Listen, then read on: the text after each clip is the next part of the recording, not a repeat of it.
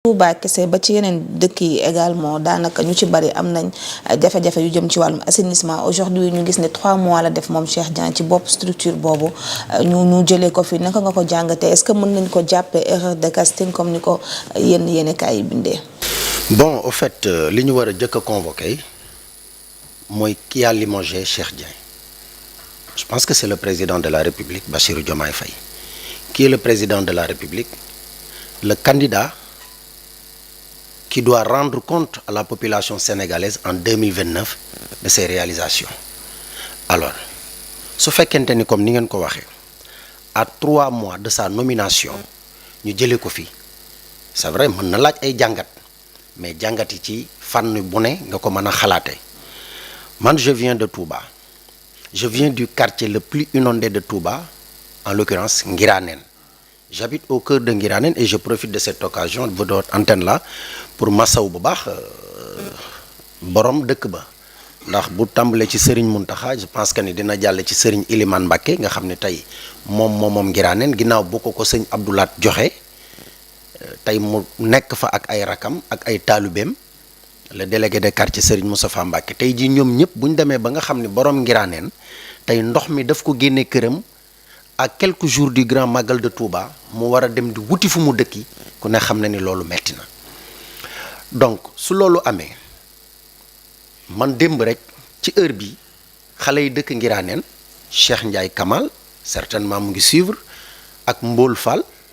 ak ku ñuy wax Makka Thiam dañ ma interpellé ci kaawu Cheikh Dieng ils m'ont interpellé ci kaawu Cheikh Dieng ci yenn doxalin yoo xam ni ñoom ñu ngi ko commencé sentir ci moom démb rek ci heure bi xale yi ñu ngi moo koy wax alors biñ ma interpellé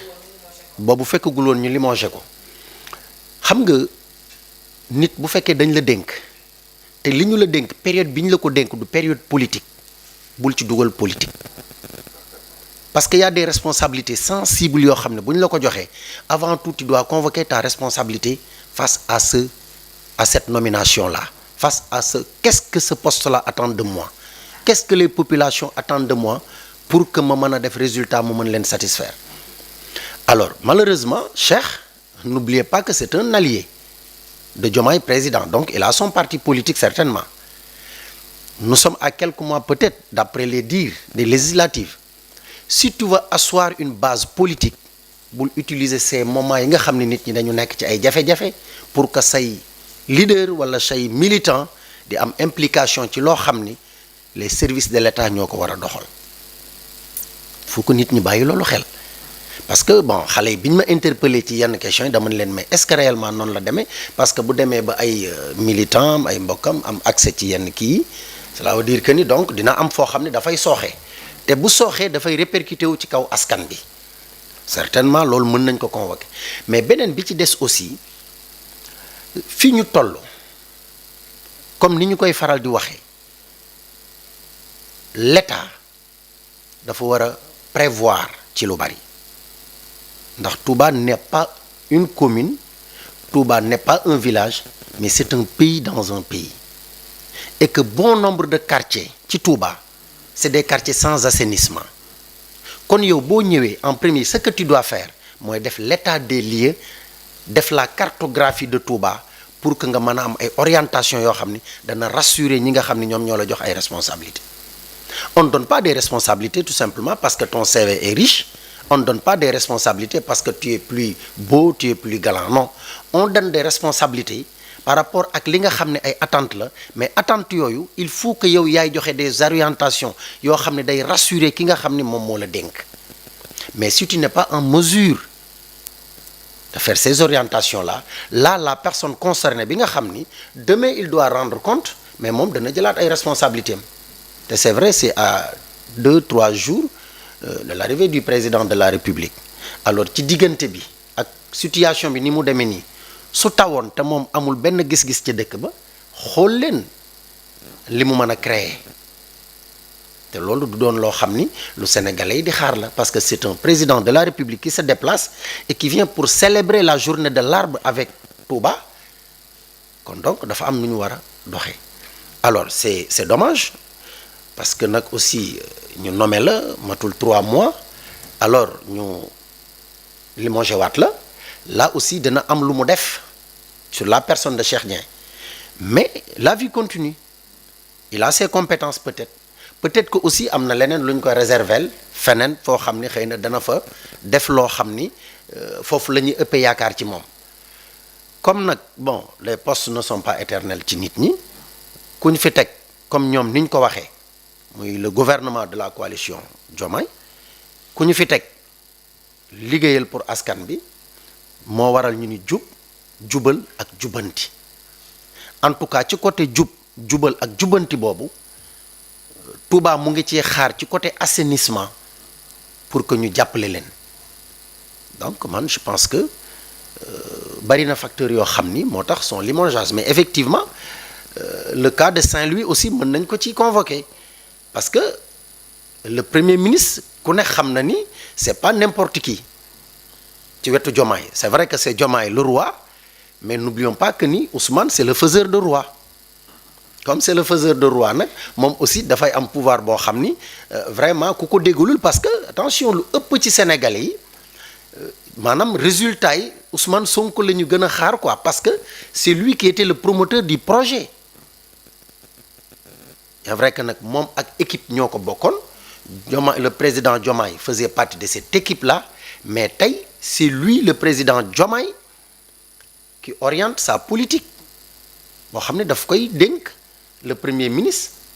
mu mën ko dénk nag tous les autres responsables yi nga xam ni ñoo séq le gouvernement du Sénégal à commencer par les ministres les directeurs les trucs ainsi de suite je pense que ni daal pour le cas de Touba moom vraiment bokk na ci nag ndax Cheikh moom comme démbit aussi bi ñu koy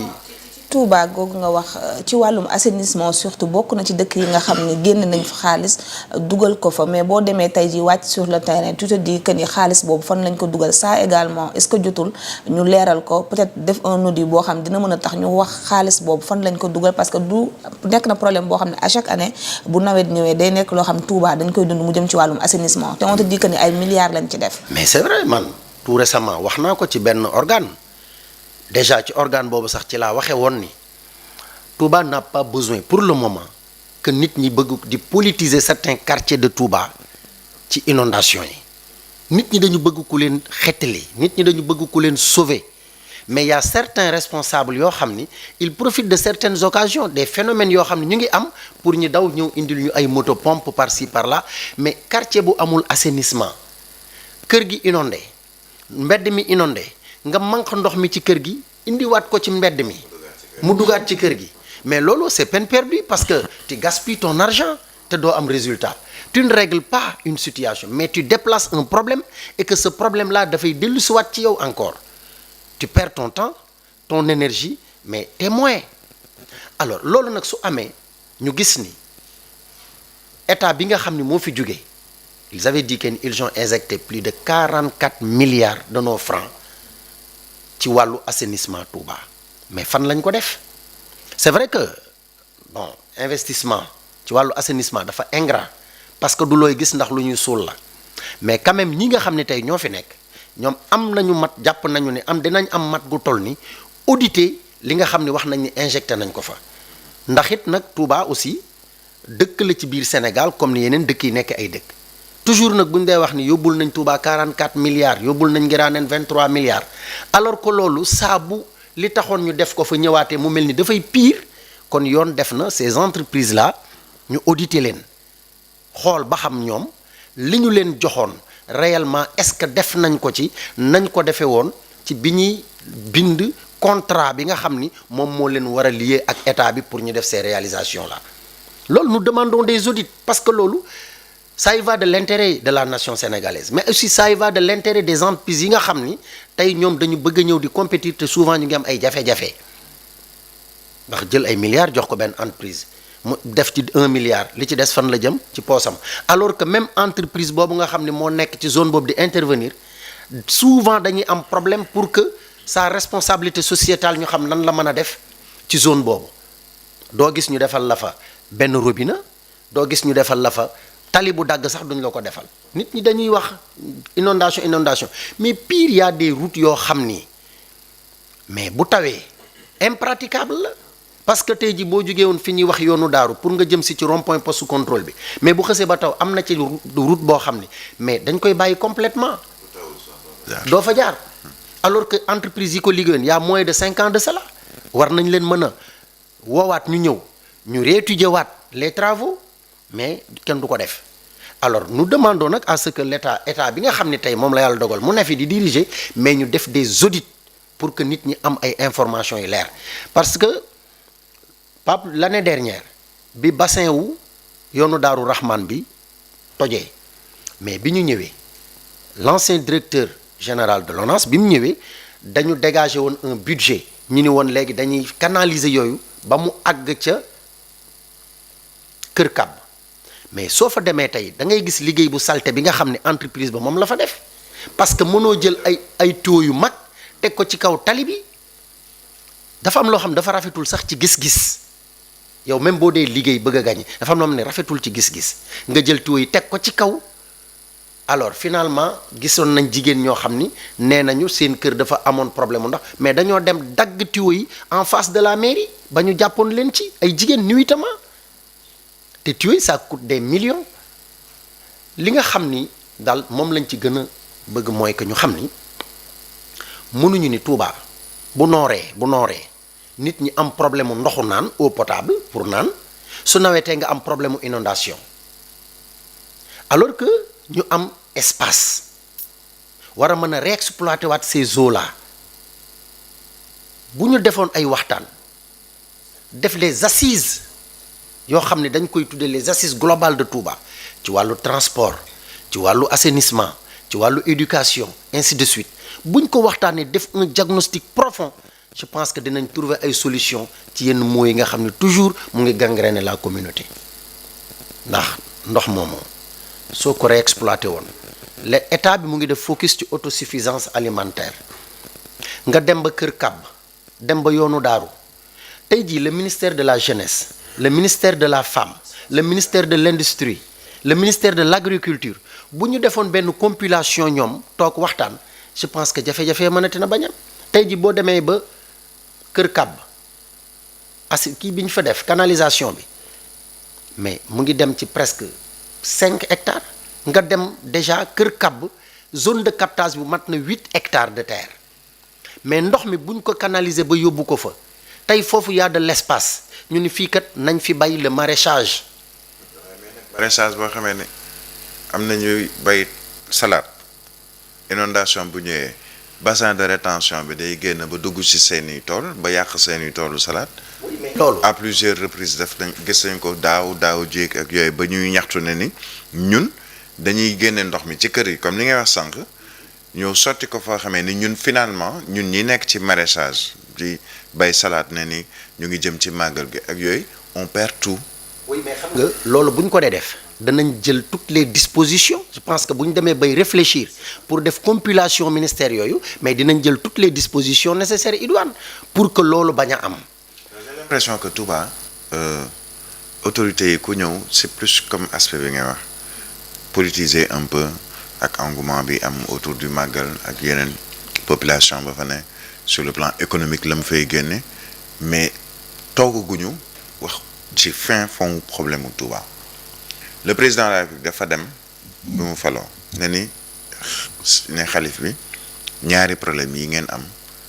bokk na ci ñaari problème yi ngeen am xam naa ko muy ñaari ndox yi inondation ak eau potable ne ni loolu ba avant may ñëw xam naa ko donc ça veut dire que am na intention wu seet lu muy def ci loolu président Ablaye Wade kenn naatable ni sax na ca kër ga la bokk ñu jàppee ko sax magum taalibe ba mu